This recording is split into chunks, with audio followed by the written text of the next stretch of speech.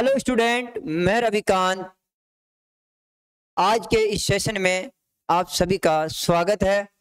और इस सेशन को स्टार्ट करने से पहले जोश और जुनून की ज़रूरत होगी। जैसे कि अपने पहले भी अपने जोश और जुनून के साथ में क्लासें ली हैं, इसीलिए इस सेशन को भी स्टार्ट करने से पहले जोश और जुनून होना चाहिए। और जोश और जुनून होने के लिए अपन को क्या करना है, आप सभी जानते हो कि मोटिवेट होना पड़ेगा अपन को। तो आज की जो मोटिवेशन लाइन है वो ये है, इस पर अच्छी तरह से गौर करना प्यारे स्टूडेंट। वो आपकी लाइफ को बदल सकती है वो लाइन, अगर आप उस लाइन का यूज करते हो, उस लाइन पर चलते हो। ठीक है, तो आज की वो लाइन है, ये है शिक्षा पर है वो लाइन। शिक्षा सबसे शक्तिशाली हथियार है। क्या है? शिक्षा। शिक्षा क्या है? एक शक्तिशाली हथियार है, सबसे शक्तिशाली हथियार है जिससे दुनिया को बदला जा सकता है। प्यारे स्टूडेंट, दुनिया को बदला जा सकता है। अगर शिक्षा अपने पास में है तो अपन क्या कर सकते हैं? दुनिया को बदल सकते हैं। क्या बदल सकते हैं? दुनिया को बदल सकते हैं। आज धीरे धीरे ज्ञान बढ़ रहा है तो दुनिया धीरे धीरे बदल रही है। तो अपन सभी चीजें ये क्या कर रहे हैं? सभी शिक्षा के ऊपर कर रहे हैं। तो शिक्षा का ज्ञान होता जा रहा है, धीरे धीरे बढ़ते जा रहे हैं। विज्ञान के क्षेत्र में, हर क्षेत्र में, चाहे वो विज्ञान हो, गणित हो, किसी भी सब्जेक्ट हो, कोई सा भी वो, जिसके ऊपर हम ज्ञान को धीरे धीरे बढ़ाते जा रहे हैं, उसी क्षेत्र में अपन क्या करते जा रहे हैं? बदलाव करते जा रहे हैं, नई नई टेक्नोलॉजी का यूज कर रहे हैं, नई नई चीजों का यूज कर रहे हैं। तो वो शिक्षा पर ही है। क्या है? शिक्षा पर ही है वो सब चीज। तो आप सभी को अगर अपना लक्ष्य प्राप्त करना है, अपने माता पिता का नाम ऊंचा करना है, अपने सपनों को साकार करना है, तो आप सभी शिक्षा पर जोर दीजिए। क्या करना है? शिक्षा को हथियार बना लीजिए और अपने भविष्य को बदल दीजिए। जो भी प्रेजेंट का भविष्य है, जो प्रेजेंट में चल रहा है, उससे बेस्ट बना लीजिए। अगर शिक्षा है तो आपके पास में, शिक्षा से ही आप अपने भविष्य को, अपने वर्तमान को बदल सकते हो। तो इस लाइन के साथ में अपन स्टार्ट कर रहे हैं आज का सेशन। तो जोश और जुनून तो मेरे में आ गया है कि मेरे को शिक्षा और बच्चों को शिक्षा इतनी लेनी है कि अपन को क्या करना है? बोर्ड परीक्षाओं में ही नहीं, और आगे जो अपन ने सपना देख रखा है उसमें क्या करना है? अपन को आगे बढ़ना है, उसमें उसको सपने को बदलना है। जो अभी के सपने छोटे, उनको बड़ा जो सोच रखा है अपने, उसके अंदर बदलना है। तो आज की जो क्लास है वो चल रही थी अपनी, कौन सी क्लास प्यारे बच्चों? 12th क्लास के फिजिक्स की क्लास चल रही थी और उसका जो चैप्टर चल रहा था उसके अपन ने 2 लेक्चर कंप्लीट कर लिए हैं। अगर आप बच्चों ने नहीं देखा है वो चैप्टर नहीं देखा है, वो लेक्चर नहीं देखा है, तो आप कैरियर टाइम क्लासेस के ऊपर जाकर ये क्लास जरूर लें, जिससे कि आप इस चैप्टर को अच्छी तरह से समझ सके। आज उसी चैप्टर के आगे, उस चैप्टर के अगले जो सेशन है वो है आज का, वो है आवेश तथा आवेश के गुणधर्म। तो चल ही रहा था, उसके अंदर आज पढ़ेंगे अपन आवेश के गुणधर्म। और आवेश के जो गुणधर्म है उनमें ये सभी आवेश के क्या है? गुणधर्म है। क्या है? ये पहली क्लास में मैं बता चुका हूं कि कौन कौन से आवेश के गुणधर्म है। उन गुणधर्मों के बारे में पढ़ेंगे। और थोड़ा बहुत मैंने कुछ और भी बताया था इसके अंदर कि आवेश के जो गुणधर्म है, वो जो क्वेश्चंस बनते हैं यहाँ पर, और ज्यादा संभावना होती है वो आंकिक क्वेश्चनों पर है। क्या है? आंकिक, न्यूमेरिकल क्वेश्चनों पर है। न्यूमेरिकल ज्यादा पूछे जाते हैं यहाँ पर। और इस न्यूमेरिकलों के अंदर क्या है? बहुत ही प्रकार की बाधाएं अपन को मिलती है, बच्चों को देखने को मिलती है। तो वो यहाँ सोल्व होने वाली है इस क्लास में। तो आप इस सेशन को छोड़ना ही नहीं है। पहले बात तो इस सेशन को अच्छी तरह से पढ़ना है। और आज ज्यादा नहीं, बस ओनली 2 ही गुणधर्म पढ़ेंगे अपन। कितने? 2 ही गुणधर्म। अन्यथा अगर तुम्हारे ऊपर लोड हो गया ना तो सारे न्यूमेरिकल मिक्स हो जाएंगे। तो अपन इसमें क्या पढ़ेंगे? ओनली 2 ही क्या पढ़ेंगे? 2 ही क्या पढ़ेंगे? न्यूमेरिकल पढ़ेंगे। क्या पढ़ेंगे? 2 ही गुणधर्मों के न्यूमेरिकल्स, उनको अच्छी तरह से समझेंगे, उनके बारे में पढ़ेंगे। पहला है अपना आवेशों की योज्यता। क्या है? आवेशों की योज्यता। जो पहला गुणधर्म है किसका? आवेश का गुणधर्म। आवेशों के गुणधर्म के अंदर पहला है आवेशों की योज्यता, और दूसरा है आवेशों का संरक्षण। क्या है? आवेशों का संरक्षण। ठीक है। और तीसरा है आवेशों का क्वांटीकरण, और चौथा है ये तीन जो गुणधर्म है ये अपनी बोर्ड परीक्षाओं से संबंधित है। चौथा है जो आवेश की गति पर निर्भरता या द्रव्यमान की गति पर निर्भरता। ये भी अपने इस टॉपिक से रिलेटिव है। इसको पढ़ेंगे, समझेंगे, आगे भी काम आएगा। ठीक है।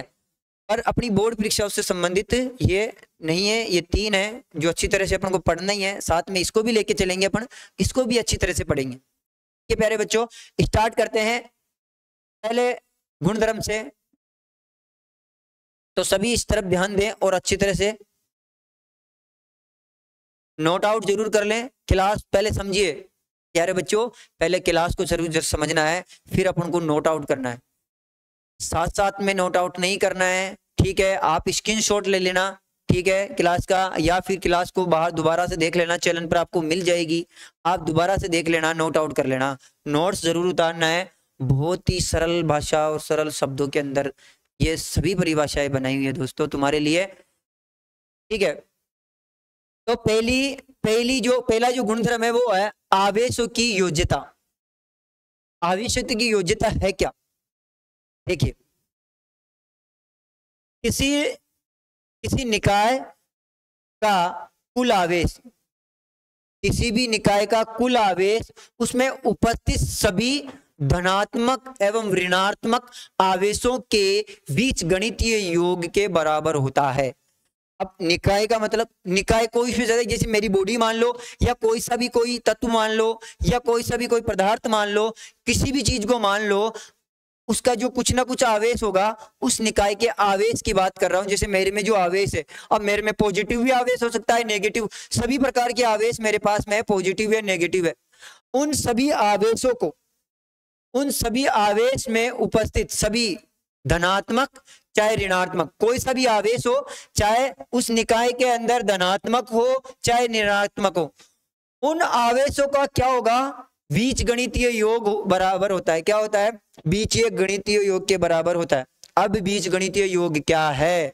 मैंने बीज गणितीय योग क्यों लेते हैं? आवश्यकों की योज्यता के अंदर बीज गणितीय योग क्यों करते हैं? क्योंकि आवेश क्या है? आवेश एक क्या है? आवेश क्या है? आवेश एक अदिश राशि है। क्या है? एक अदिश राशि है। आवेश क्या है? आवेश क्या है? एक अदिश राशि है। क्या है? एक अदिश राशि है।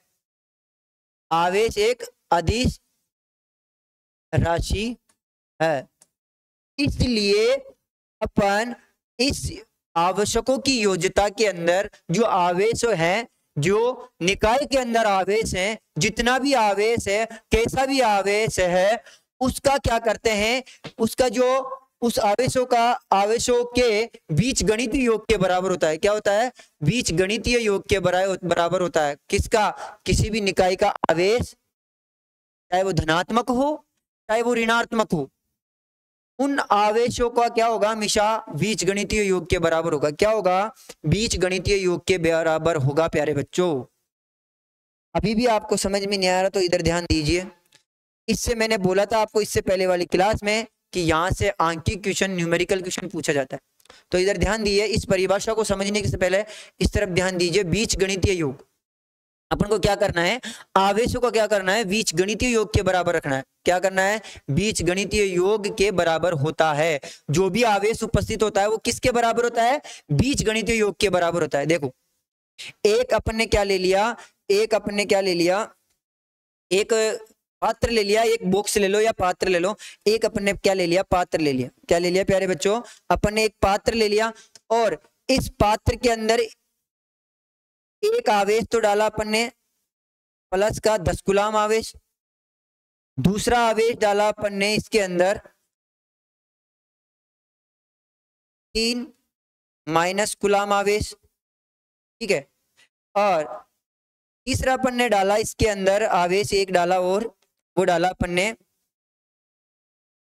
4 माइनस 4 कूलम आवेश। यानी अपन ने 2 आवेश तो नेगेटिव आवेश डाले, यानी कि ऋणात्मक आवेश डाल दिया, और एक पॉजिटिव धनात्मक आवेश डाल दिया इस बॉक्स के अंदर। समझने की कोशिश करो बच्चे, डाल दिया इसके अंदर। अब देखिए इनका क्या करना है अपन का। अब इस बॉक्स का जो टोटल आवेश है वो क्या होगा? बीज गणितीय योग के बराबर होगा। क्या होगा? बीज गणितीय योग के बराबर। ये कोई निकाय है, इसको निकाय मान सकते हो आप बॉक्स को, ठीक है। मैंने अभी एग्जांपल मेरा भी दिया था, मैं एक निकाय हूं तो मेरा आवेश कितना होगा? ठीक है। जो मेरा इस बॉक्स का जो आवेश है, इस बॉक्स का जो आवेश है, इस बॉक्स में जो उपस्थित आवेश है, यह सभी धनात्मक ऋणात्मक, धनात्मक ऋणात्मक, धनात्मक और ऋणात्मक आवेशों के बीच गणितीय, यानी कि धनात्मक और ऋणात्मक जो आवेश है इनके बीच गणितीय योग के बराबर होगा। क्या होगा? इनके बीच गणितीय योग के बराबर होगा। क्या होगा? इनके बीच गणितीय योग के बराबर होगा। तो देखते हैं अपन, कुल बॉक्स का आवेश, बॉक्स का आवेश,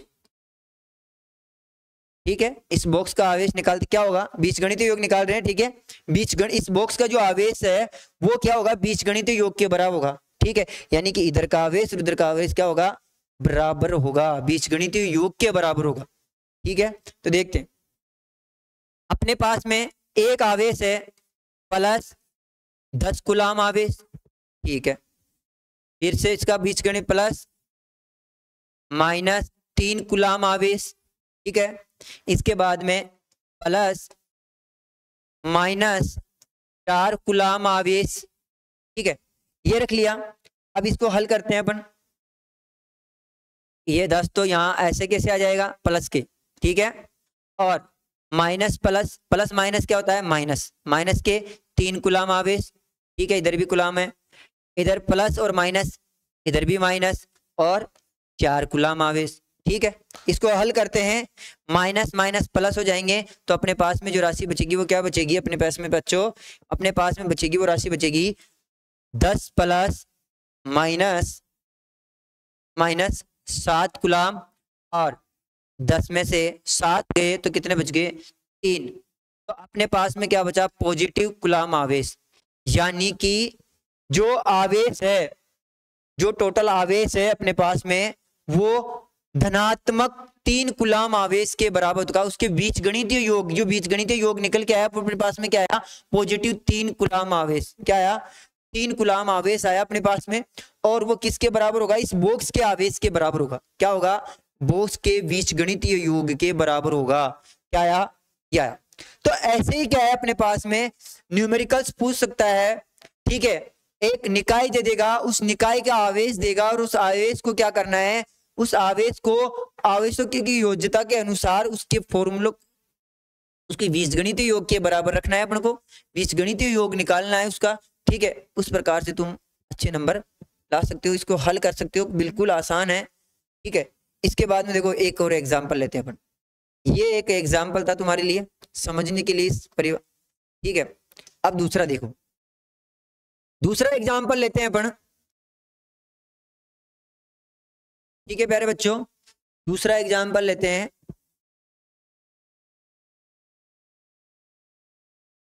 इलेक्ट्रॉन, इलेक्ट्रॉन, इलेक्ट्रॉन और प्लस प्रोजिट्रॉन,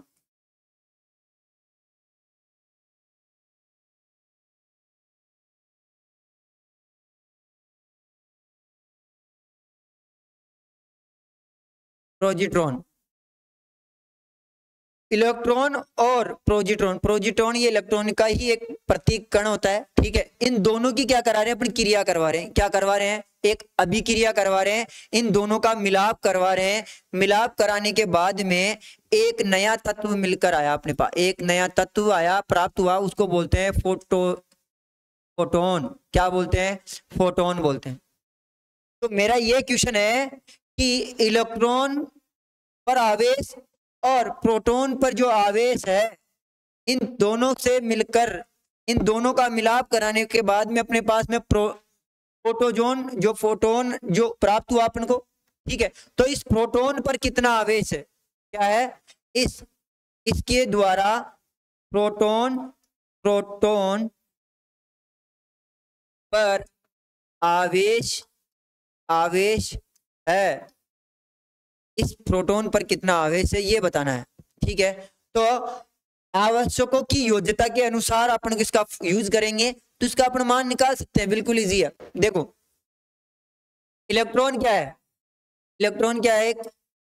एक और इलेक्ट्रॉन पर जो आवेश होता है वो कितना होता है, इलेक्ट्रॉन ई है, और इलेक्ट्रॉन को ई है, इस पर इलेक्ट्रॉन पर क्या होता है, नेगेटिव आवेश होता है, क्या होता है, नेगेटिव। और प्रोजिट्रॉन क्या है, पॉजिट्रॉन क्या है, इस पर क्या होता है, इस पर क्या होता है, पॉजिटिव आवेश होता है, क्या होता है, पॉजिटिव आवेश। प्यारे बच्चों समझने की कोशिश करना, ये क्वेश्चंस पूछा जाता है और बहुत ही इंपॉर्टेंट है, वेरी इंपॉर्टेंट, ठीक है, क्वेश्चंस पूछा जाता है, वेरी इंपॉर्टेंट है।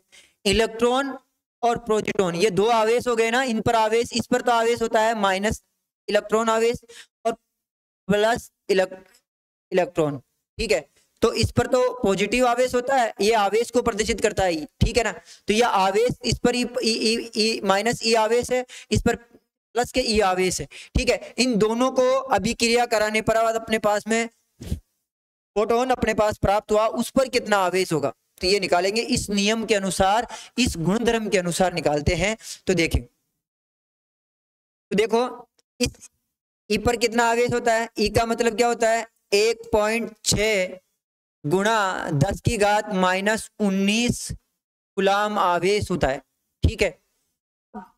अगर ये प्रोटॉन है तो पॉजिटिव आवेश, अगर इलेक्ट्रॉन है तो नेगेटिव आवेश, जो पॉजिटिव है तो पॉजिटिव पर पॉजिटिव आवेश आएगा, और नेगेटिव आवेश है तो नेगेटिव आवेश, तो इलेक्ट्रॉन एक नेगेटिव आवेश उत्पन्न करता है, प्रोजिटॉन भी एक पॉजिटिव आवेश करता है, ठीक है। तो मैं इसको यहां ऐसे लिख सकता हूं, क्या लिख सकता हूं इसको, पॉजिटिव, ठीक है, इसको लिख सकता हूं 1.6 इंटू 10 की पावर -19 कूलाम, बिल्कुल, ठीक है। अब देखिए इनका एक बीजगणित, जो प्रोटॉन का फोटोन का जो मान आएगा वो क्या आएगा, एक बीजगणितीय योग आएगा, किसके, इन दोनों के बीजगणितीय योग। देखो निकालते हैं बीजगणितीय योग,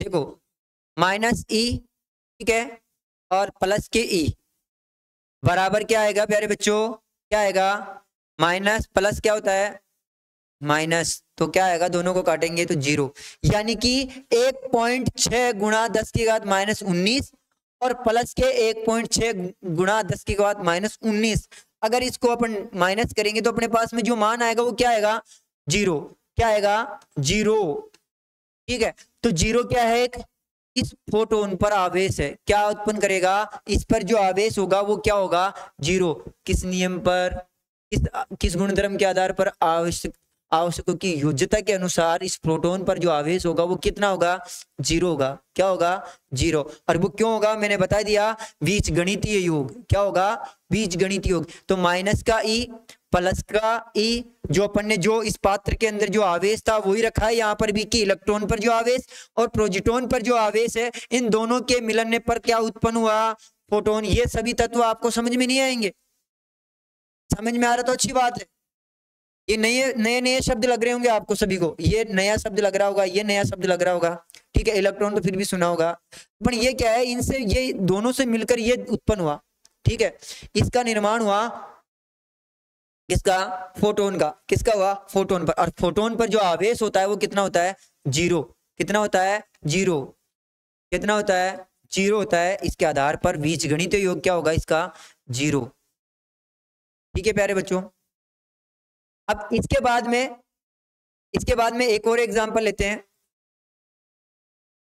इसके बाद में देखो एक और एग्जांपल लेते हैं, इसका हल करके बताना है, ये बहुत ही इंपॉर्टेंट है, काफी बच्चे गलत करके आते हैं, ठीक है। तो देखिए Na+1, ये क्या होता है, सोडियम आयन होता है, क्या होता है, सोडियम आयन, सोडियम आयन क्या होता है, सोडियम आयन, यानी कि मेरा कहने का मतलब है ये एग्जाम्पल है कि सोडियम आयन पर आवेश आवेश कितना होता है, तो प्यारे बच्चों बताओ कितना होता है। मैं अगर आपको यहाँ पर ऑप्शन दे दूं, आप ये ऑप्शन आ गया अपने पास में कि 1+1, बी ऑप्शन है 0, ठीक है, 3 ऑप्शन है 3 ऑप्शन है 3 ऑप्शन है 3 ऑप्शन है 1.6 गुणा 10 की घात -19 कूलम। ये भी कूलम है, ये भी कूलम, ठीक है। अब देखो इधर, इसको मैं यूं ही छोड़ देता हूँ एक बार, ठीक है। और ये डी आ गया, इनमें से कोई नहीं, इनमें से कोई नहीं, ठीक है। ऐसा आ गया अपने पास में। तो प्यारे बच्चों, इसका जो आंसर होगा वो क्या होगा? अधिकतर जो बच्चे होते हैं सभी गलत करके आते हैं, ठीक है। तो आपके अनुसार जो होगा आप कमेंट्स बॉक्स में लिख देना, ठीक है। मैं बताता हूँ इसमें क्या होगा। अधिकतर बच्चे क्या करके आते हैं? ऑप्शन करके आते हैं। क्या करके आते हैं? A option. जो ए ऑप्शन है वो क्या है? गलत है। क्या है? गलत है। और वही चीज मैं समझाने की कोशिश कर रहा हूं। आज अगर आपने ये क्लास ले ली तो आपका ये चीज कभी भी गलत नहीं होगा कि अगर कोई तत्व के ऊपर प्लस में आ रहा है कोई चीज, कोई भी चीज लिखी हुई है +2 +3 +1, तो उसका मतलब उसके ऊपर आवेश नहीं है। वो मैंने आवेश पूछा है, मैंने आवेश पूछा है और वो +1 आवेश, उसका आवेश नहीं लिखा हुआ है प्यारे बच्चों, वो आवेश नहीं है उसके ऊपर, ये आवेश नहीं है, नहीं है, आवेश नहीं है। आवेश क्या है? इसके ऊपर जो ऑप्शन होगा वो क्या है? सोडियम +1 पर, यानी कि सोडियम आयंस पर जो आवेश होता है वो कितना होता है? ये वाला होता है। क्या होता है? ये ओनली आवेश पूछा है, आवेश। ये +1 आवेश नहीं होता है। क्या नहीं होता है? आवेश नहीं होता है। +1 क्या होता है? +2 क्या होता है? ये क्या होता है? क्या होता है ये? इसका मतलब ये है कि +1 यानी कि इस सोडियम आयन पर इलेक्ट्रॉन्स, जो इलेक्ट्रॉन्स है वो एक कम है और जो प्रोटॉन है वो एक इलेक्ट्रॉन से अधिक है। यानी कि जो पॉजिटिव तत्व प्रोटॉन है उनकी संख्या क्या है? इलेक्ट्रॉन से एक अधिक है। क्या है? एक अधिक है। यानी कि कहने का मतलब इलेक्ट्रॉन कम है। प्रोटॉन से क्या है? इलेक्ट्रॉन क्या है? कम है। अगर यहाँ माइनस लिखा हुआ था, अगर यहाँ माइनस लिखा हुआ था तो मतलब यह है कि इलेक्ट्रॉन तो ज्यादा है और प्रोटॉन क्या है? कम है, एक उसका क्या है? एक कम है। तो इस +1 का मतलब क्या है? कि इलेक्ट्रॉन क्या है? प्रोटॉन से क्या है? एक कम है, इसलिए ये 1 है लिखा हुआ था +1। तो कभी भी इसको आवेश ना समझे, कभी भी इसको क्या है? आवेश ना समझे। ये आवेश नहीं होता है, आवेश एक होता है जो यहाँ पर लिखा हुआ है, ठीक है। और आवेश मैंने बताया था कि 1.6 गुणा 10 की घात -19 कूलम होता है। ये तो नेगेटिव भी होता है और पॉजिटिव भी, दो प्रकार के आवेश होते हैं। तो पॉजिटिव भी हो सकता है और नेगेटिव भी हो सकता है। तो आप इस पर ध्यान देना है, ठीक है। अगर, ठीक है, इस चीज का ध्यान रखना, ये आवेश नहीं होता है, ये आवेश नहीं होता है। इस एक का मतलब समझ गए ना? एक तत्व अधिक है, यानी या तो इलेक्ट्रॉन अधिक है या प्रोटॉन अधिक है। प्लस का मतलब यानी प्रोटॉन अधिक है, ठीक है। तो आवेश कितना है? वो जो आवेश है वो प्रोटॉन अधिक है, तो उस प्रोटॉन की जो आवेश है वही लिखोगे, आवेश तो लिखोगे। प्रोटॉनों की संख्या तो बहुत सारी हो सकती है, पर जो प्रोटॉन एक अधिक है उसका ही आवेश लिखोगे। और वो आवेश कितना है? पॉजिटिव। प्रोटॉन क्या होता है? पॉजिटिव। और इस पर मैंने ऑप्शन में दे रखा है पॉजिटिव आवेश। तो ये सही आंसर हो जाएगा तुम्हारा। क्या हो जाएगा? सही आंसर हो जाएगा ये वाला, ठीक है। ये समझ में आ गया होगा आपके। तो इसको आवेश कभी नहीं मानना है, ठीक है। ये एक इलेक्ट्रॉन और प्रोटॉन की एक दूसरे की अपेक्षा क्या होती है? संख्या होती है, ठीक है। उस पर ध्यान देना है। अब देखिए एक अगला ऑप्शन लेते हैं अपन, कैलोरीन। कैलोरीन पर देखो, यहां पर लिखा हुआ है तुम्हारे पास में 1, कैलोरीन -1। इस पर आवेश कितना होगा? इस पर आवेश कितना होगा? जो इस पर, अब देखो, अगर आपको ये चीज समझ में आ गई है या इससे पहले जो मैंने समझाया, ठीक है, वो चीज अगर आपको समझ में आ गई है तो इसका आप बता सकते हो बिल्कुल। अब इसको ये नहीं बोलोगे सर ये -1 इसका आवेश होता है, नहीं। आवेश तो फिक्स है। मैंने आपको समझ में आ गया होगा कि इलेक्ट्रॉन की संख्या क्या है? प्रोटॉन की संख्या से एक अधिक है। क्या है? एक अधिक है एक इलेक्ट्रॉन की संख्या। तो इलेक्ट्रॉन क्या होता है? नेगेटिव। और नेगेटिव आवेश क्या हो सकता है? 1.6 गुणा 10 की घात -19 कूलम। ये क्या होगा? नेगेटिव के रूप में होगा। क्या होगा? नेगेटिव। तो ये होगा इस कैलोरीन पर जो आवेश होता है, क्या होगा, कैलोरीन -1 का जो आवेश होगा वो ये होगा। इसके बाद में देखो एक एग्जांपल और लेते हैं कि अल्फा कण का आवेश क्या होता है। अल्फा कण, अल्फा जो कण होता है इसका जो आवेश होगा वो क्या होगा, अल्फा कणों का आवेश क्या होता है। और अल्फा कण क्या होता है, हीलियम। हीलियम क्या होता है, एक अल्फा कण होता है और इस पर जो होता है वो होता है +2। क्या होता है, +2। क्या होता है, +2। अब आपको समझ में आ गया +2 का मतलब, +2 का मतलब यानी कि इस हीलियम पर, प्रोटॉन की संख्या क्या है, 2 अधिक है। क्या है, 2 के इलेक्ट्रॉन से अपेक्षा क्या है, 2 है। तो अपन निकाल सकते हैं उसका आवेश। तो एक का आवेश अपने बताया था कि 1.6 गुणा 10 की घात -19। क्या होता है, 10 की घात -19 गुलाम। तो अपने यहाँ पर क्या है, 2 है, तो यहाँ से क्या करेंगे, यहाँ से 2 से मल्टीप्लाई कर देंगे तो ये टोटल आवेश हो जाएगा इसका। या फिर इसको अगर शॉर्ट में लिखना चाहो तो ऐसे भी लिख सकते हो कि T2 गुणा ई। ई का मान भी यही होता है ना, ई का मान भी यही है, मैंने पहले बता दिया था तुम्हें। ई का मान क्या होता है, ये होता है पॉजिटिव और नेगेटिव। ठीक है, आवेश 2 प्रकार के होते हैं। ठीक है, तो ये क्या हो गया 2e, तो ये भी सही है और तुम्हारा ये भी सही है।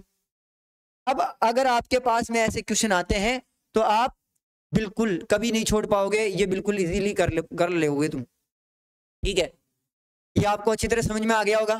ठीक है प्यारे बच्चों, आवश्यक की योग्यता आपको अच्छी तरह से आई होगी।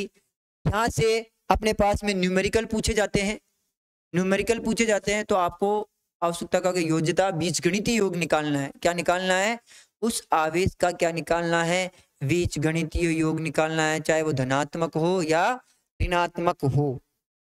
ठीक है, इसके बाद में चलते हैं अपन। इसके बाद में अगला जो गुणधर्म है वो है आवेशों का संरक्षण। आवेशों का क्या है, संरक्षण।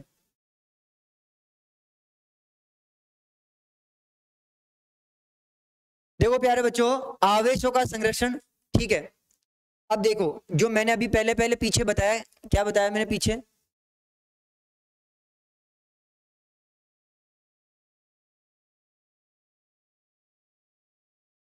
देखो आवेश की योज्यता बताई। इसके अंदर अपन ने ये वाला एग्जांपल लिया और मैंने बोला था ये इंपॉर्टेंट है क्योंकि ये आगे आने वाले गुणधर्मों के अंदर भी काम आएगा।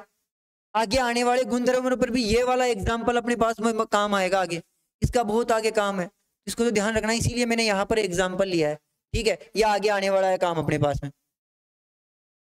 ठीक है, तो देखिए अगला जो गुणधर्म है, आवेशों का जो गुणधर्म है अपन ने फर्स्ट कंप्लीट कर लिया। इस पर देखिए सेकंड पर, आवेशों का गुणधर्म, सॉरी आवेशों का संरक्षण, जिसकी परिभाषा है किसी विलगित विलगित निकाय का कुल आवेश सदैव,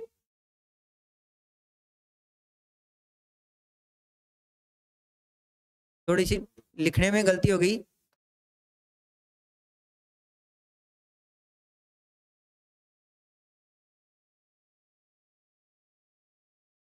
सदैव सदैव संरक्षित रहता है।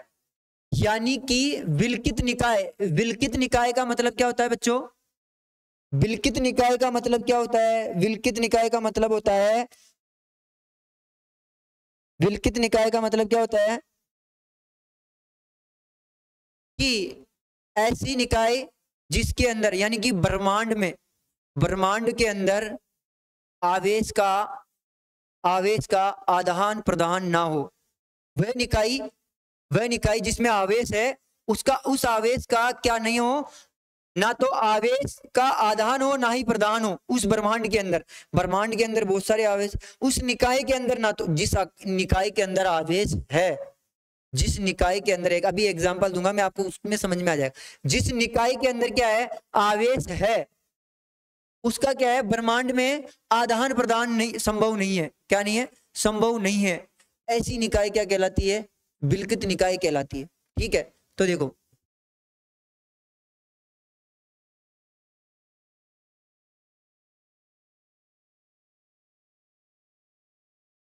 ब्रह्मांड में आवेश, आवेशों के रूप या फिर ऐसे लिख लो,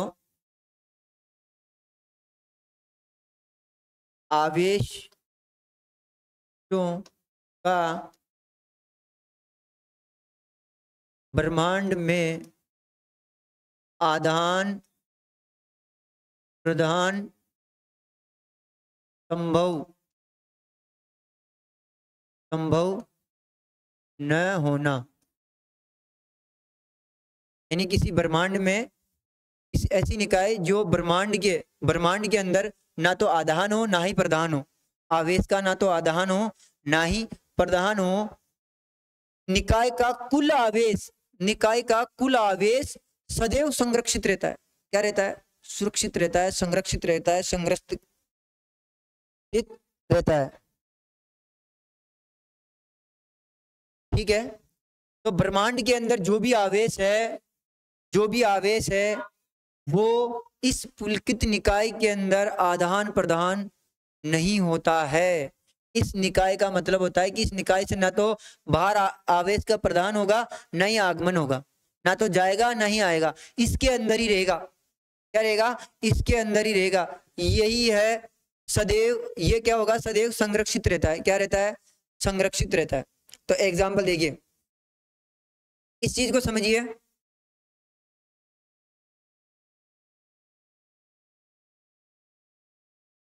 दो आवेशित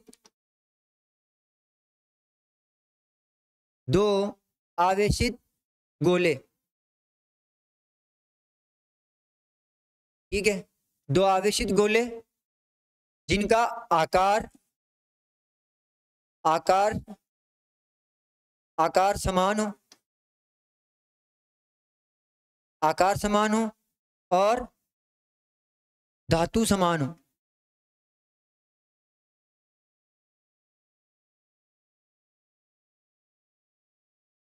ऐसे दो आवेशित गोले जो आकार में भी समान हो और उनकी जो धातु भी समान हो। ठीक है, तो ले लेते हैं ऐसे दो गोले। इस कौन सा आवेशों का जो संरक्षण है, इस गुणधर्म को अपन समझ रहे हैं। ठीक है, तो दो गोले मैंने आवेशित लिए, उनका आकार भी समान है, उनकी धातु भी समान है। यानी जो धातु ले रहे हैं आवेशित गोलों की वो क्या है? समान है। कोई दो धातुएं नहीं ले रहे हैं, एक ही धातु, वो चाहे वो कोई सी भी एक धातु हो सकती है, वो एक ही धातु के होंगे। उनका जो आकार होगा वो सेम होगा, आकार बदलेगा तो आवेश भी बदलेगा। ठीक है, तो आकार भी क्या है? समान है, और धातु भी क्या है? समान है। देखो, ये अपन ने एक गोला लिया और ये एक गोला ये लिया। ठीक है, इस पर क्या है? प्लस 10 कूलाम का आवेश है। क्या है? इस पर 10 कूलाम का आवेश है और इस पर है -3 कूलाम का आवेश। क्या है? 3 कूलाम का आवेश। ठीक है, ये कब है? जब इनका मिलाप नहीं करा रहे, स्पर्श कराने से पूर्व, यानी स्पर्श कराने से पूर्व।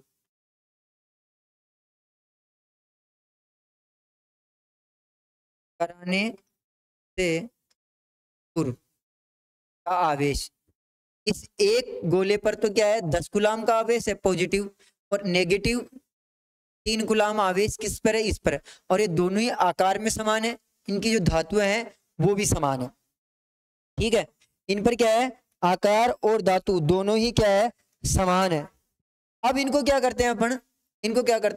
इनको संपर्क करवाते हैं। इनका आपस में क्या करते हैं? इनका संपर्क करवाते हैं।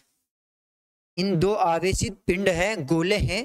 ठीक है, ये स्पर्श कराने से पूर्व तो ये स्थिति है इनकी, और अब इनको क्या कराते हैं? स्पर्श कराने पर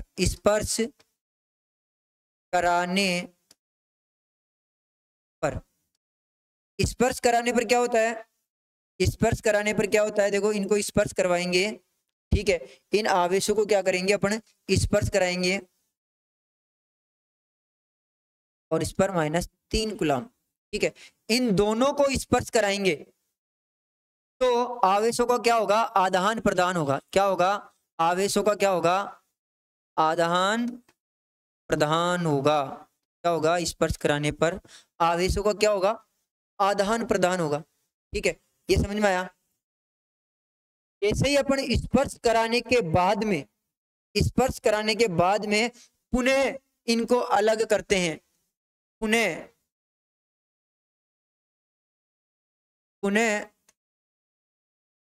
अलग करने पर, ये देखो ये मैंने अलग कर दिया, ये दोनों क्या है, समान है। इनको अलग करने पर आवेश क्या होगा, आवेश तो संरक्षित होगा, पर आवेश क्या होगा, तो ये क्या है, देखो इसको आवेशों के संरक्षण के सिद्धांत पर अपन देखते हैं, इस चीज का आवेशों के संरक्षण के सिद्धांत पर अब इसको देखते हैं। देखो स्पर्श कराने से पूर्व, स्पर्श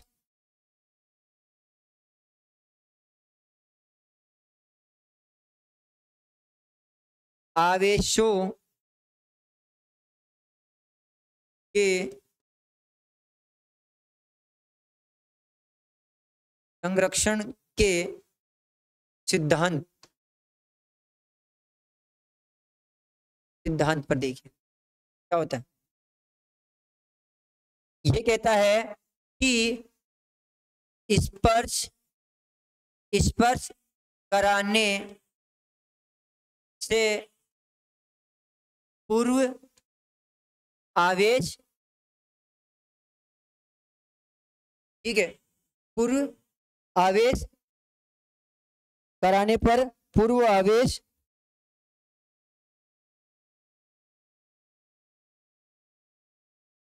ठीक है, से आवेश और पुनः अलग करने पर संपर्क, यानी कि संपर्क, जो संपर्क कराने से यानी कराने के बाद का आवेश, संपर्क कराने के स्पर्श कराने के स्पर्श कराने के बाद का आवेश क्या होगा, बराबर होगा। क्या होगा, दोनों क्या होंगे, बराबर होंगे। यानी कि संपर्क भी बोल सकते हैं, यहाँ पर स्पर्श भी बोलते हैं, यानी संपर्क का मतलब अपने स्पर्श कराया, संपर्क, ठीक है। संपर्क कराने पर पूर्व आवेश, यानी संपर्क कराने से पहले का आवेश, ठीक है, ये वाला आवेश, ये संपर्क नहीं है ना अभी इस वक्त, यहां पर तो संपर्क में लाया, ये संपर्क कराने से पूर्व का आवेश अपने पास में क्या है, आवेश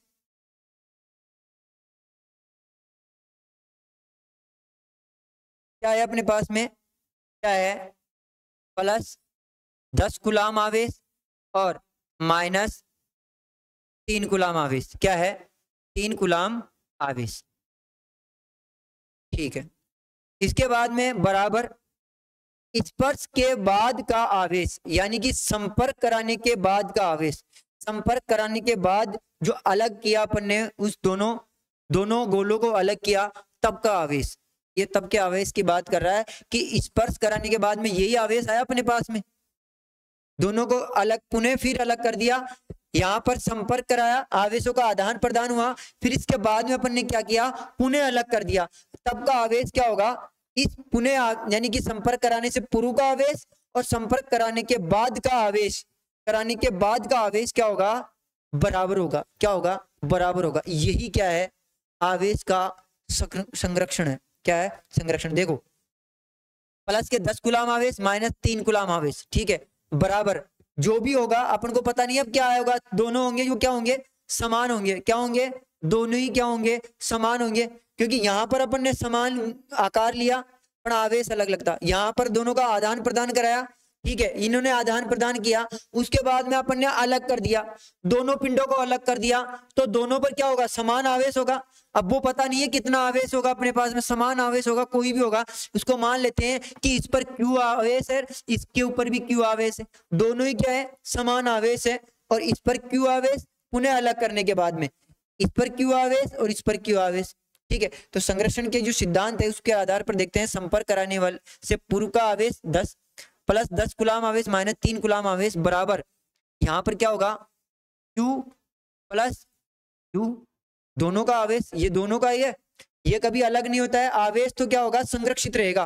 क्या होगा, संरक्षित रहेगा इस नियम के अनुसार, इस गुणधर्म के अनुसार। देखो Q प्लस Q, यानी कि दो आवेश हो गए और दोनों ही क्या है, समान है। क्या है, दोनों ही समान है। पुनः अलग करने के बाद में अपन को पता नहीं है किस पर कितना आवेश है, जो भी होगा वो क्या होगा, समान ही होगा। क्या होगा, जो भी होगा क्या होगा, समान होगा। ठीक है, तो यहाँ पर Q प्लस Q है, तो यहाँ पर देखते हैं, इसको हल करते हैं। तो 10 प्लस के माइनस के 3, तो यहाँ पर कितना आ जाएगा, यहाँ पर कितना आ जाएगा, यहाँ पर कितना आ जाएगा, इधर लिख लेता हूं मैं, यहाँ पर आ जाएगा प्लस के 7। ठीक है, 7 कूलम। और इधर करेंगे अपन, तो इधर करेंगे 1Q प्लस 2Q हो गए, तो यहाँ पर होंगे 2Q। ठीक है, इसको हल करेंगे, ये पक्षांतरण करेंगे तो क्या आ जाएगा, Q। आवेश का मान निकालना है, Q बराबर क्या हो जाएगा, ये इसके डिवाइड में चला जाएगा, तो 7/2 क्या आ जाएगा, 7/,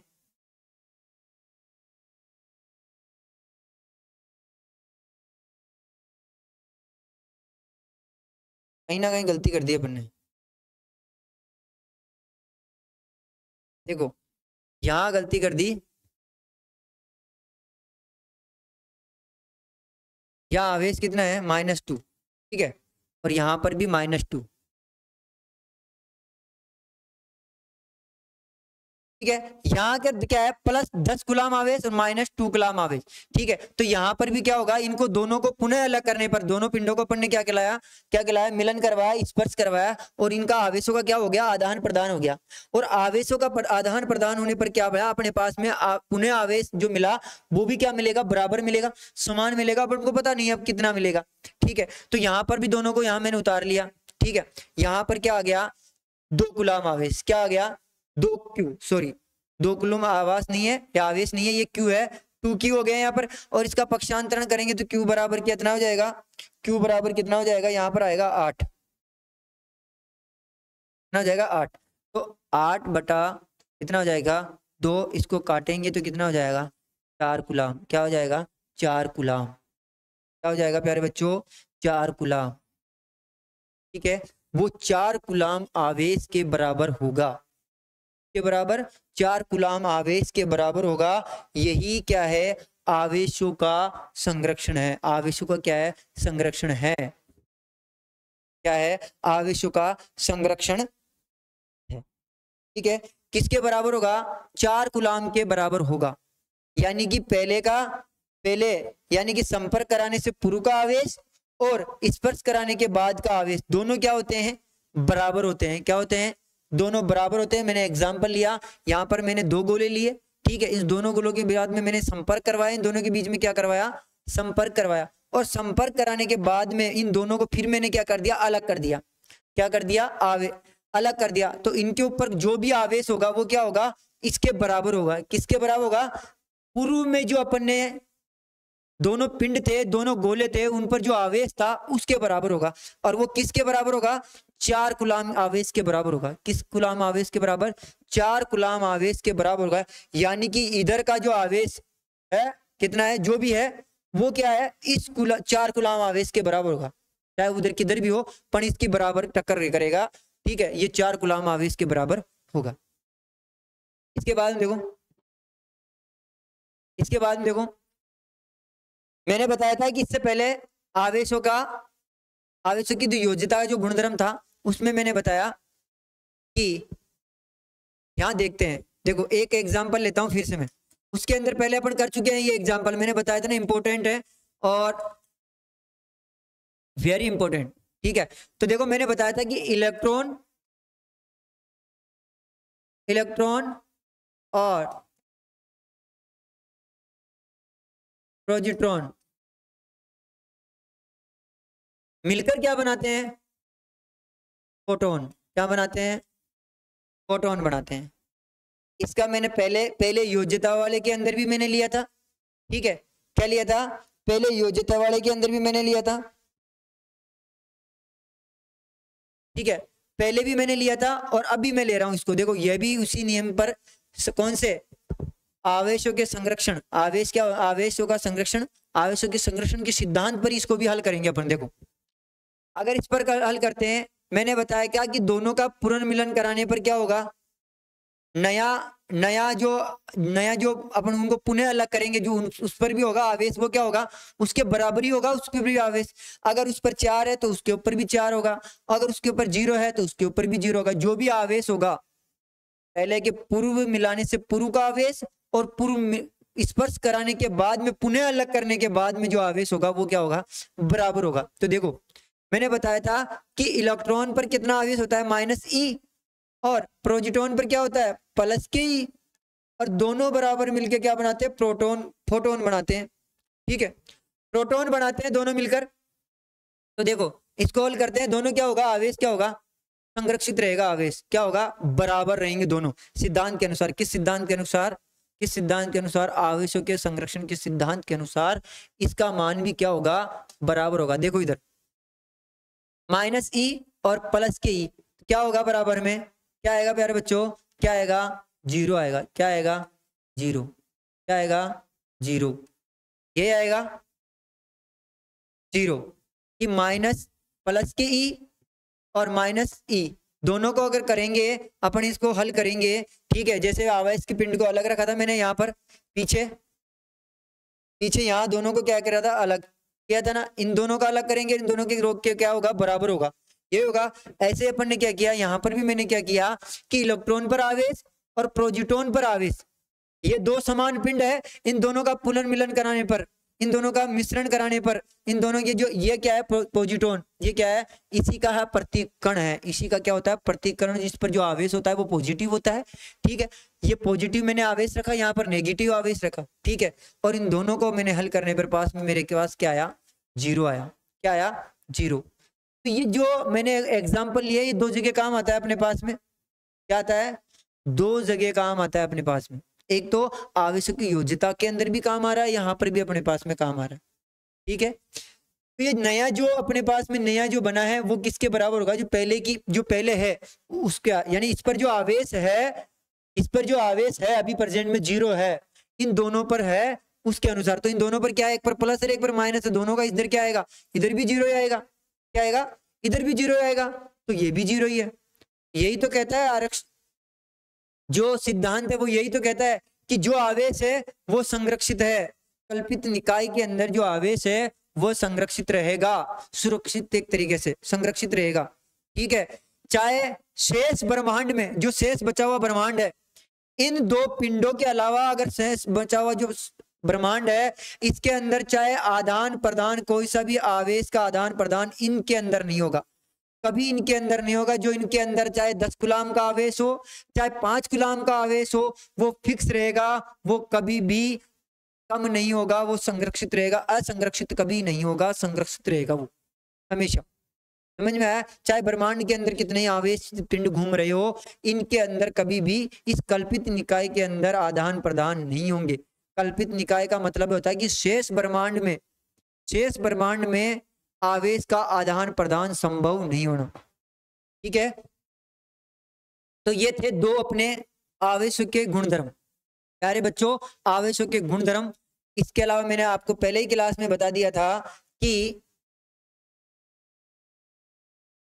इस क्लास में ओनली अपन क्या पढ़ेंगे, दो क्या पढ़ेंगे, गुणधर्म पढ़ेंगे। और जो बाकी 2 गुणधर्म है, जो मैंने बताया था कि एक तो बोर्ड के अंदर है अपने ये तीनों, और एक बोर्ड के अलावा नहीं है, तो ये क्या है, अलग से पढ़ेंगे अपन।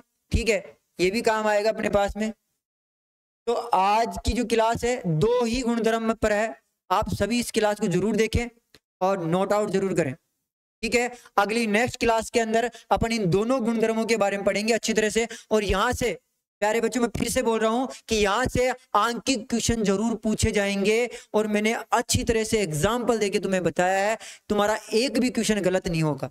प्यारे बच्चों, इस क्लास को लेना ना भूलें, बहुत ही शानदार है, आपके लिए मैं तैयार करके लेके आया हूँ स्पेशल आपके लिए। प्यारे बच्चों, इस क्लास को लेना ना भूलें। ठीक है, समय को बर्बाद ना करें और समय पर इस क्लास को जरूर लें। ठीक है, जय हिंद, जय भारत। अगली क्लास में फिर मिलेंगे।